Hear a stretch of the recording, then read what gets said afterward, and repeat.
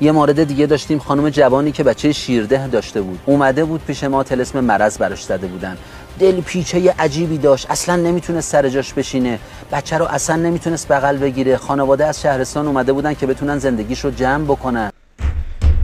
طلسم زدن، فامیلاش، خانوادهش از شهرستان اومده زندگیشو جمع کنه. چیشو جمع کنه؟ دلپیچه گرفته دلپیچه‌شو جمع کنه یا پیچه دلشو جمع کنه باز کنه؟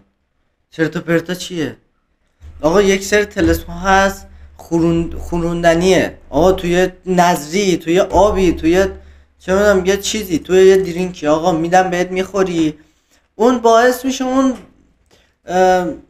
دستگاه داخلی بدن شما یه ذره مختل بشه، به خاطر چیزی که این انرژی منفی که توی بدن شما نفوذ کرده.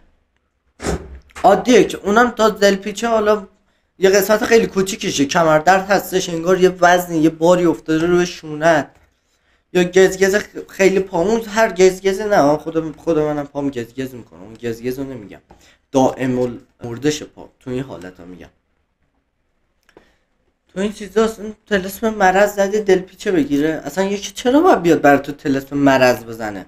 من نمیگم طلسم نیستا، من خودم برای این باورم، ولی دیگه نه این طلسم رو از کجاتون در میارین؟